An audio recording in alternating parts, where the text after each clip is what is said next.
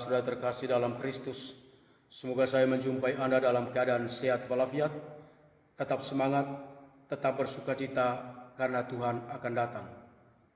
Jumpa kembali dengan saya, Pater Dion Damis SWD, dalam Renungan Harian Embun Sabda, Sabtu 19 Desember 2020.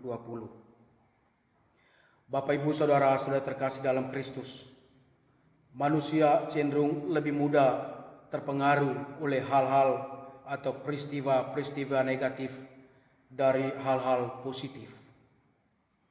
Maka tidak heran berita-berita negatif atau berita-berita buruk mendominasi media berita kita, karena berita seperti itu lebih menarik perhatian para pembaca. Dalam dunia jurnalistik ada prinsip kuno, the bad news is the good news.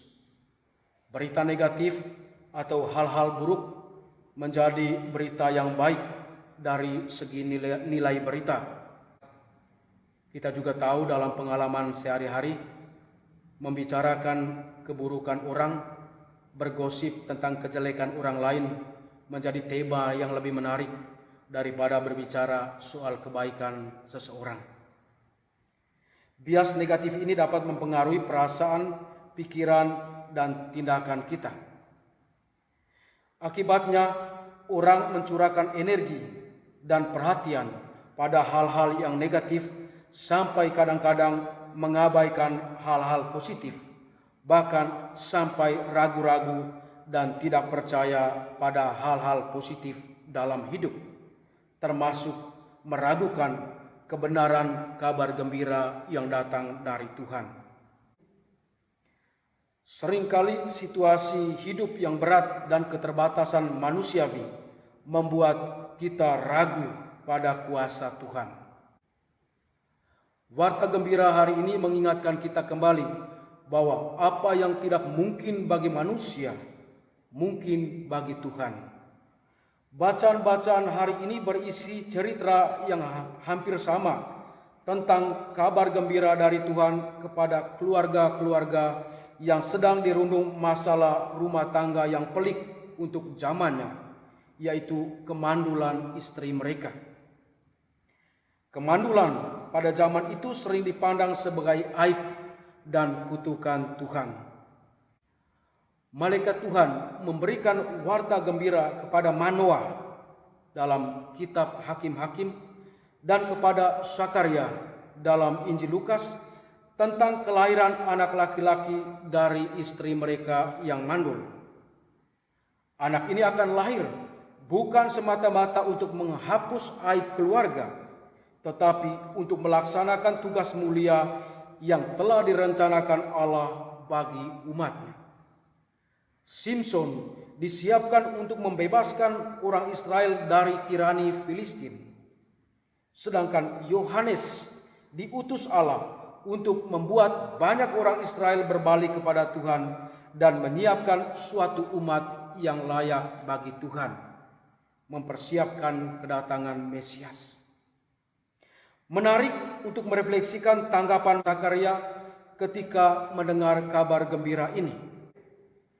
Dia tampak sedikit sangsi dan meminta bukti. Bagaimana aku tahu hal ini akan terjadi? Sebab aku sudah tua dan istriku pun sudah lanjut umurnya. Zakaria ragu bukan karena imannya lemah atau doanya kurang, karena Injil mencatat pasutri Zakaria Elisabet hidup benar di hadapan Allah dan hidup menurut ketetapan Allah.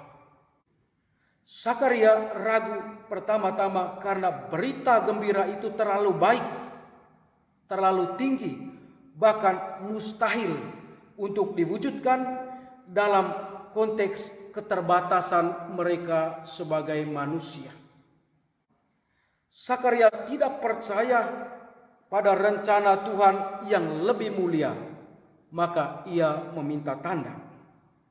Malaikat Tuhan pun memberikan tanda. Zakaria menjadi bisu. Itulah tandanya, tanda kuasa Tuhan, bukan tanda kutukan Tuhan. Zakaria diminta untuk diam untuk merenungkan dan menyaksikan proses terwujudnya warta gembira tersebut. Bapak, Ibu, Saudara-saudara terkasih dalam Kristus, berita kelahiran Simson dan kelahiran Yohanes Pembaptis hanya merupakan persiapan untuk anugerah Tuhan yang lebih besar, yaitu kelahiran Yesus Kristus yang sedang kita nantikan. Kita sudah terus-menerus mendengar pewartaan itu. Maka saatnya kita berhenti dan bertanya, apakah kita sungguh yakin? Seberapa kuat harapan kita pada janji-janji Tuhan itu?